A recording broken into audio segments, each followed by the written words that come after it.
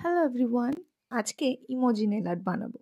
হাতে একটু বেশি সময় থাকলে এই নেল আর্টটা বানানোই যায়, কারণ এটা বানানো ইজি, কিন্তু সময়টা একটু বেশি লাগে, কারণ একটু ধৈর্য ধরে করতে হবে। তো আমি 5টা আঙুলে 5টা ডিফারেন্ট রিয়াকশানের ইমোজি বানাচ্ছি।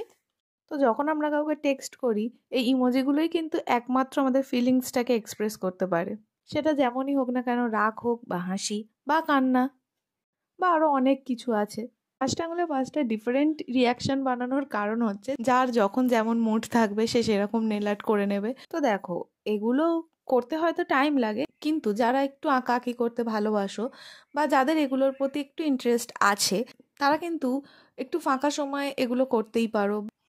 তো যাই হোক, আমি একটা হচ্ছে যেটা চোখে হার্ট আছে সেটা বানিয়েছি, তারপর একটু হাসি বানিয়েছি, একটু হাসি না, অনেকটাই হাসি। তারপর আমি এই জিভ বার করাটা বানিয়েছি। তারপর আমি কান্না বানিয়েছি। এই কান্না আমি এমনই বানিয়েছি, এতই কেঁদে ফেলেছে যে পুরো কান্নার জলে ডুবে গেছে। যাই হোক, ঠিক করতে গেলে আরও ঘেঁটে যেত, তাই জন্য আমি এটাকে এইভাবেই ছেড়ে দিয়েছি।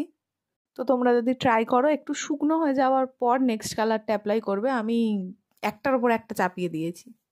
তো তারপর হচ্ছে মুখ দেখানোটা।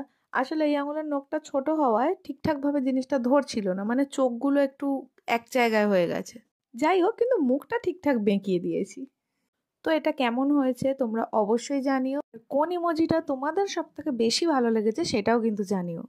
আর ভালো লাগলে লাইক অ্যান্ড শেয়ার। আমার চ্যানেল যারা নতুন দেখছো তারা চ্যানেলটাকে অবশ্যই সাবস্ক্রাইব করে দিও।